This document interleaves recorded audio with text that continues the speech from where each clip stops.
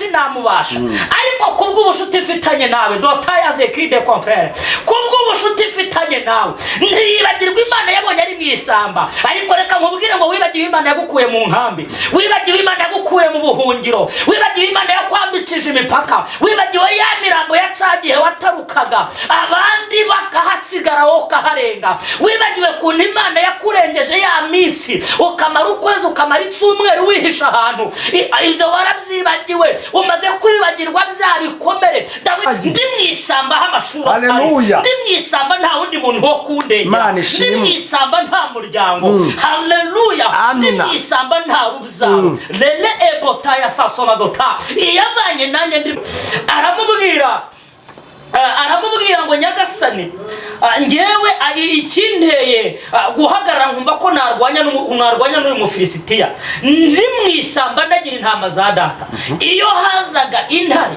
hakaza idubu bigafata umwana w'intama haleluya ngo narabifataga nkabyasamura ngo nkabikuramo uwo mwana w'intama ngo byampindukira kugira ngo binyice ngo nkabivutagura kugeza bipfuye arangije amubwira ijambo nkunda aramubwira ngo yabanye nanjye cyane haleluya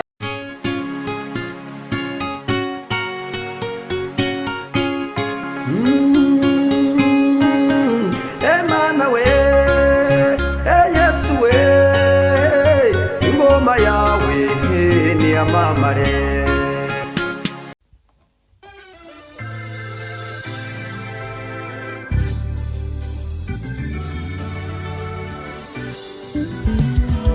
CYANE Studio ni igisubizo cyawe bahanzi baririmbyi namwe makorari mwifuza gukoresha indirimbo zanyu muri studio ni mugane CYANE Studio tubakorere neza audio na video wifuza gukora live recording cyangwa se live tugane tubigufashemo ufite ubukwe ukaba ukeneye abagufatira amashusho n'amafoto yabyo neza ntugire impungenge gana CYANE Studio ibiciro byacu ntabwo bikanganye dukora mu mujyi wa Musanze ndetse no mu mujyi wa Gisoro muri Uganda akarusho kandi ku baririmbyi ushaka gukora indirimbo 3 wongezwa iya 4 ku buntu ukeneye ibindi bisobanuro hamagara 0788 97 81 24 CYANE Studio ni igisubizo cyawe. Reka tubasuhuze kandi tubifuriza amahoro y'Imana ubwiza bw'Imana ni bubane namwe aho muherereye hose udukurikiye ari mu Rwanda uri hanze y'igihugu nawe turamusaba kugira ngo agubwe neza. Imana y'amahoro rero ikomeze kubagirira neza kandi ibiteho waba dukurikiye ubabaye cyangwa se uri no mu byishimo ariko ubabaye reka nkubwire iri jambo kurira kwarari umuntu mu gitondo impundu zikavuga abazi Imana yabo bazakomera kandi nyuma yo gukomera bazakora iby'ubutwari wizera Imana rero kuko twe twayibonye mu bihe bikomeye cyane twayibonye igabura twayibonye izura bapfuye twayibonye kiza uburyo bwose bushoboka Imana yaratwiyeretse niyo mpamvu tuba twaje hano kugira ngo tukubwire imirimo yayo bigutere nawe kwizera. Aha rero twamaze kuhagera fata gasambi cyangwa se agatebe wicare utuze wumve icyo Imana igiye kuvugana nawe. Uraho neza mukozi w'Imana? Uraho neza. Yesu nashimye. Yesu ahimbazwe cyane. Amakuru y'imisi. Amakuru ni meza turashima Imana. Namwe ni amahoro. Natwe ni amahoro. Imana yacu rero ishimwe. Nguyu mutumirwa wacu rero ni Pastori Kamarade. Reka ngusabe kugira ngo usuhuze abakunzi bacu. Urabasuhuje mu izina rya Yesu bifurije amahoro aturuka ku Mana. Kandi mukomeze mugubwe neza. Amina. Reka ngusabe kugira ngo usenge numara gusenga utugezeho icyo Imana yaguhaye kutugezaho kuri uyu munsi. Karibu nisengesho. Mana mu izina rya Yesu Kristo uri umwami w'amahoro uri Imana nziza uri Imana yo kwizerwa no kwiringirwa.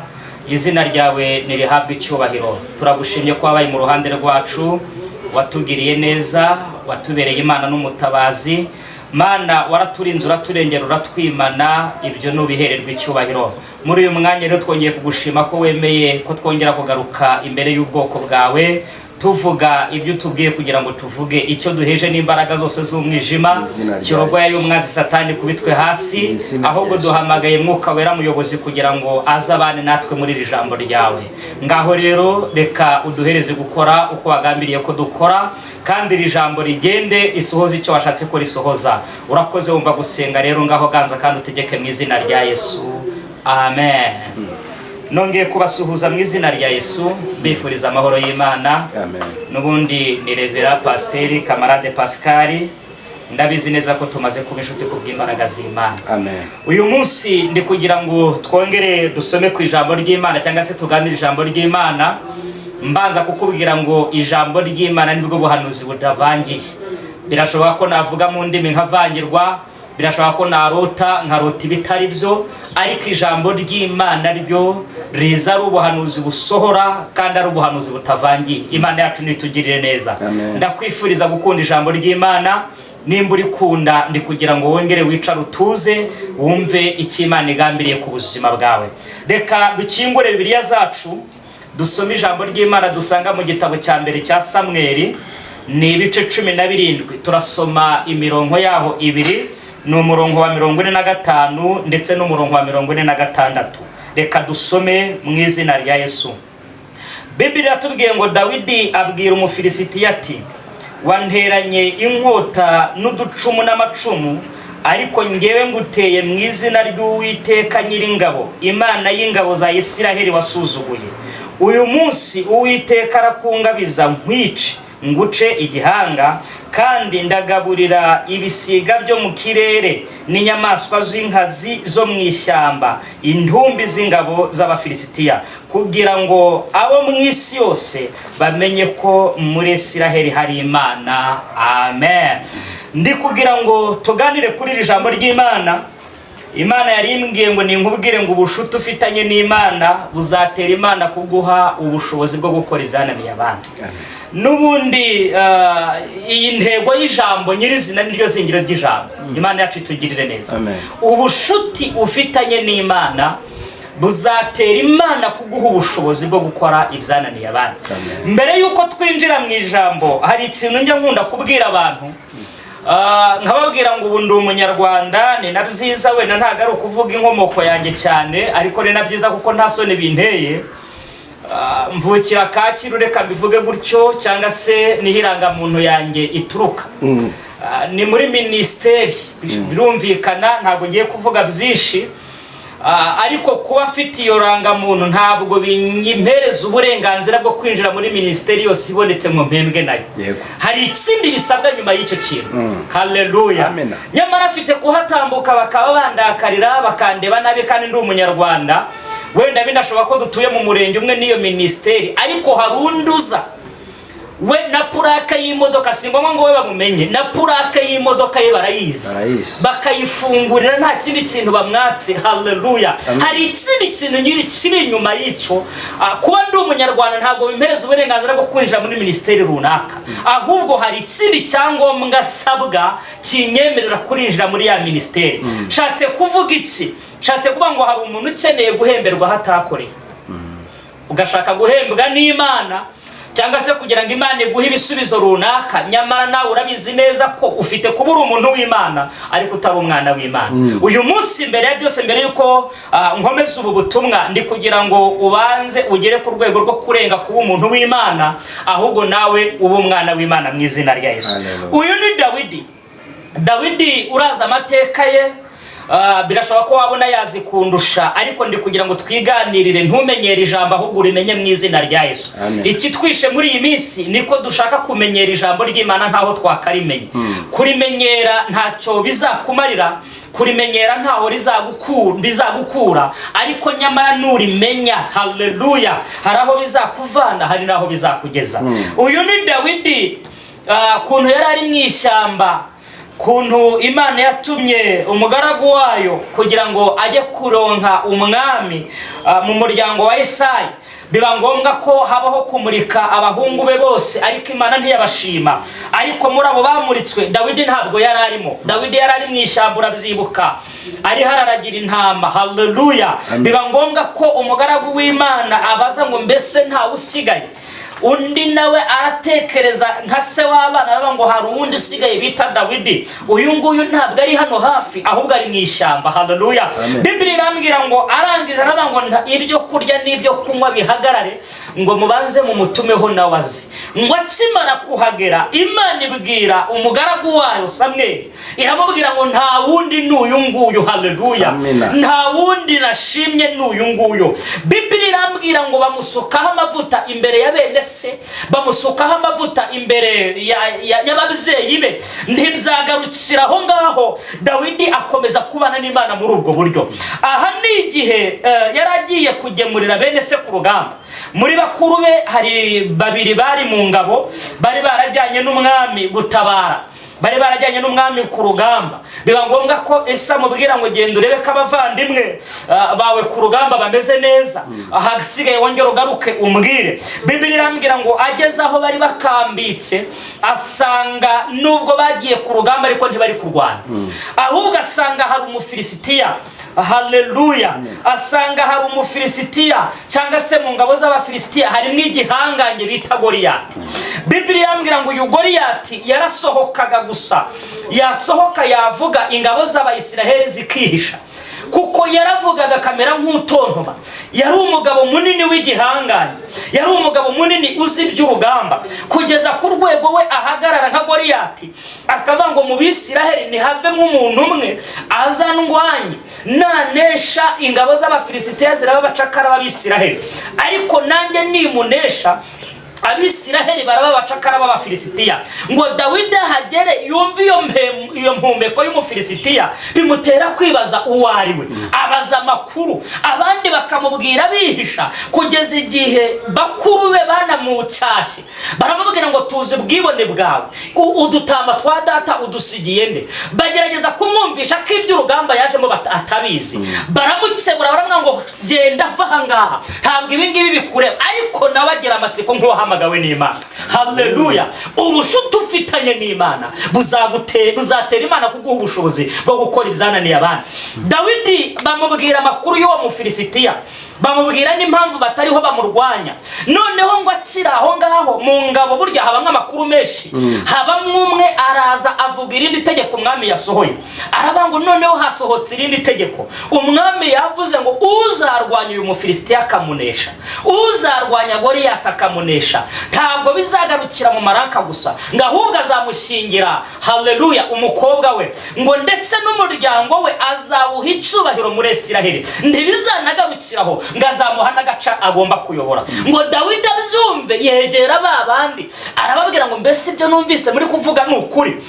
Babandi nabo baramubwira ngo ibyo turi kuvuga ni ukuri. Ngo ako kanya makuru ahita ko yiruka ajya kwa Sawuli. Ntabwo nshaka kwinjira muri ibi bintu cyane bitewe n'umwanya, ahubwo kwari ukugira ngo nkubwire ngo ubushuti ufitanye n'Imana buzatera Imana kuguha ubushobozi bwo gukora ibyananiye abandi. Hari ikintu njya mbwira abantu, nkababwira ngo ntabwo ari itegeko ko abandi banyuze bagapfa ko nanjye nzahanyura ngapfa. Ufite kuhanyura ugapfa, ariko njye nahanyura nkaharokokera. Imana yacu nitugirire neza. Birashoboka ko abandi urushako rwanze, reka be kugutera ubwoba ngo urushako rwihorere ngo shaka shaka. Ntabwo ari itegeko ko nimba urushako rwarabananiye nawe ruzakunanira. Ubushuti ufitanye n'Imana wa mukobwa we buzatera Imana kuguha ubushobozi bwo gukora ibyananiye abandi. Rimwe nigeze gucuruza, umuntu arambwira ngo iyi nzu ugiye kwimukiramo kugira ngo uyikoreremo, umuntu wese uyigezemo arahomba. Ndamubwira ngo ntabwo bishoboka, afite kuba yarahombye ari we, ariko njyewe ntabwo nzahomba, kuko uwahombye niwe. Haleluya. Nanjye hari ubundi buzima Imana yanteganyirije, nanjye hari ikindi cyerekezo kiri ku buzima bwanjye. Ntabwo ari itegeko ko ibyananiye abandi nanjye bizananira. Dawidi yagize gutinyuka bitewe n'ubushuti afitanye n'Imana, agerageza gutinyuka bitewe n'uko azabana n'Imana. Haleluya. Dusubiye inyuma, hari amagambo yabwiye umwami Sawuli, aramubwira ngo nyagasani, ngewe ikinteye guhagarara nkumva ko narwanya n'uyu Mufilisitiya, ndi mu ishyamba ndagira intama za data. Iyo hazaga intare hakaza idubu bigafata umwana w'intama. Haleluya. Ngo narabifataga nkabyasamura ngo nkabikuramo uwo mwana w'intama ngo byampindukira kugira ngo binyice ngo nkabivutagura kugeza bipfuye. Arangije amubwira ijambo nkunda, aramubwira ngo yabanye nanjye cyane. Haleluya. Ndi mu ishyamba h'amashuri atari, ndi mu ishyamba nta wundi muntu wo kundengera, ndi mu ishyamba nta muryango. Haleluya. Ndi mu ishyamba nta rubyaro. Lele ebota ya sasoma dota. Yabanye nanjye ndi mu ishyamba, ni nayo iri bubane nanjye nkiciye umufilisitiya. Imana yacu nitugirire neza. Ni kangaho ujya gusenga ugaha Satani ubuhamya. Iteka Satani yaje kukwereka ikibazo akikwereka mu isura nini, ariko nawe nujya kukirebera mu mwuka uzakirebera mu isura ntoya, kigaragara nk'ikirumbaraye ariko nta ngufu gifite. Imana yacu nitugirire neza cyane. Aramubwira ngo yabanye nanjye. Haleluya. Ni nayo iri bushoboze kumpa imbaraga zo kwica uyu mufilisitiya. Nubwo agaragara nk'urumbaraye ariko agaragaye mu maso y'abapagani, mu maso yanjye bigaragaye nk'ibitariho. Nkunda kubwira abantu nkababwira ngo nubwo bishinyitse ntabwo ariko bishikura. Imana yacu nitugirira neza. Uko byasamye ntabwo ariko biryana, uko biryana ntabwo ariko birimbura. Hejuru y'ibiguhagurukiye hari imbaraga z'Imana. Bibiliya niho tugeze. Irambwira ngo Dawidi yegera Goliyati. Ngo Goliyati amwitegera ari kure, abura n'akantu kadafatika, nta n'umutamiro. Imana yacu tugirire neza. Ngo Goliyati araseka aravuga ngo noneho Abisiraheli sino kunsuzugura gusa, ahangaha ho barakabije. Ariko reka nkurebwire mwene data, nubwo yamureberaga mu ishusho y'ubutoya, ariko muri we harimo ikitagaragara. Imana yacu nitugirire neza cyane. Dawidi yegera Goliyati. Goliyati ngo amurebe neza asanga nta n'intwaro n'imwe afite. Haleluya. Amwitegere asanga nta n'intwaro n'imwe afite. Aho Goliyati we yari afite n'abamutwaje icumu. Ngo Goliyati aramwenyura araseka, aramubwira ngo mbese sha unteranye inkono ubona ndimbwa? Untera n'inkoni ubona ndimbwa? Kuko intwaro yabonye ni inkoni. Imana yacu nitugirire neza. Ariko inkoni isobanura ubutwari. Imana yacu nidutabare cyane. Iyi nkoni nubwo Goliyati yayibonye ariko ntabwo yamenye igisobanuro cy'inkoni. Hari ibyo abapagani babona dufite ntibabiha agaciro kuko atari ibyabo kugira ngo babimenye. Imana yacu nidutabare cyane. Nzayawe ufite nta mupagani uzayiha agaciro kuko ntabwo ari ibyo kugira ngo asobanukirwe icyanza. Wowe gumana nzayawe. Iyi nzayi izakunyuzaho abandi batanyuze, iyi nzayi izakugezaho abandi batageze, iyi nzayi izakwinjizaho abandi batinjiye, aho abandi bazagera bikananirana wowe ntabwo bizananira kubw'iki Imana yakuvuzeho. Imana yacu nitugirire neza. Ngo Dawidi rero niho tugeze kuri uyu murongo wa 45. Arangije abwira Goliyati, aramubwira ngo wanteranye uducumu n'amacumu, ariko njyeweho ngiye kugutera mu izina ry'Uwiteka, mu izina ry'Imana y'ingabo za Isiraheli wasuzuguye. Arangije arababwira ngo ntabwo ari wowe gusa, uyu munsi Imana iri bungabiza Abafilisitiya, ndabaca ibihanga ngo ndetse. Haleluya. Uyu munsi ingabo z'intumbi z'Abafilisitiya ndazigaburira ibisiga. Narishatse kukubwira iki? Narigize ngo nkubwire ngo ubushuti ufitanye n'Imana buzatera Imana kuguha ubushobozi bwo gukora ibyananiye abandi. Dusubiye ku ntego yacu nyirizina, wibuke ko Dawidi hari abigiye iby'urugamba, wanasanga bari bavuye mu ngando vuba, wanasanga bari bafite intwaro z'intambara zihambaye, wanasanga bari barize strategy nyinshi z'urugamba. Ariko Dawidi wigishijwe n'Imana, Dawidi ufitanye ubushuti n'Imana gusa, nta mashuri yari yishingikirije, nta gihagararo, nta buranga, nta cyubahiro wapi, nta kumenyekana. Nizo ntare yarwanye nazo yazirwanye mu buryo butagaragara. Reka nkubwire ngo hari ibyo wihanganiye abantu batazi. Wihanganiye inzara ntiwasambana ariko ntabwo abantu babibonye. Wihanganiye inkono umugabo agukubita ntabwo abantu babizi. Haleluya. Amina. Wihanganiye kubura akazi niwemera kwiyendurisha ibyo kurya by'ibwami, abantu ntabwo babizi. Bimeze nk'izi ntambara Dawidi yarwanye ariko abantu ntibazimenya. Ariko reka nkubwire ngo hari indi ntambara. Haleluya. Imana igiye kwemera kunyuramo kugira ngo igutume izina ryawe ryunamuka, kugira ngo itume izina ryawe rigera kure. Reka nkubwire ngo ubushuti ufitanye n'Imana buzatera Imana kuguha ubushobozi bwo gukora ibyananiye abantu. Yewe mama tuzi umutima ukomere, humura, iri jambo nkunda kurivuga kuko iri jambo riri mu gitabo cy'Ingoma za kabiri. Imana yacu itugirire neza.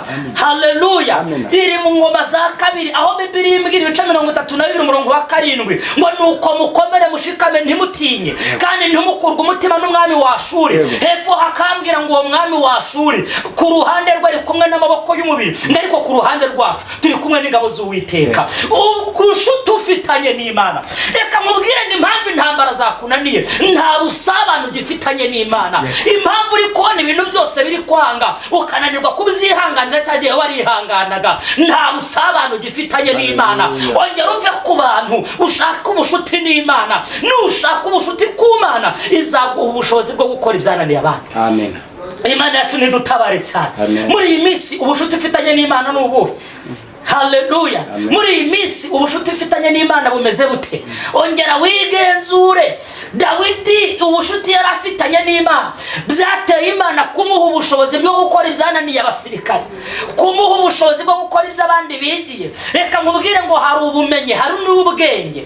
Ku Mana haba ubwenge n'ubumenyi, ariko mu mashuri haba ubumenyi gusa. Ugasanga umuntu afite ubumenyi yigiye ikintu ariko nyamara nta bwenge burimo, ugasanga n'icyo kintu kimupfira ubusa, ariko wowe wahahinguka utarize umeze nka yayandi nyine. Imana yacu nitugirire neza cyane bitewe n'ubumenyi bw'Imana n'ubwenge bw'Imana, ugasanga Imana iri kugukoresha ibyananiye abantu. Haleluya. Ubushuti ufitanye n'Imana, nanjye ndiho numvira ijambo rimfashije, ndiho numva nanjye iri jambo hari ahandi hantu rinkuye. Ahari ntabwo Imana yagutumyeho wenyine, nanjye Imana yariyongeye kuvugana n'umutima wanjye. Nimureke duharanire kugirana ubushuti n'Imana. Reka nkubwire ngo ubushuti ugirana n'Imana, ubushuti ufitanye n'Imana buje gutuma ujya kurangura mu Bushinwa mu gihe ubona igishoro cyacyo. Mu bushuti ufitanye n'Imana buje gutuma urugo rwawe ruramba mukarubyarira abahungu n'akobwa. Ubushuti ufitanye n'Imana iyo miryango waho washakiye yaguhagurukiye iraje izakunamire. Ubushuti ufitanye n'Imana buje gutuma nyuka mibi ya karande ituma iwanyu nta wubaka wowe uje kubaka. Ubushuti ufitanye n'Imana buje gutera Imana kuguha ubushobozi dota ayizekide kontrere bwo kugira ngo ukore ibyananiye abandi. Baze ubu umujyanama wa Beshi bakubaze ngo mbese ubigenza ute kandi ntabyo wize, ahubwo n'ubushuti ufitanye n'Imana. Imana yacu nitugirire neza cyane.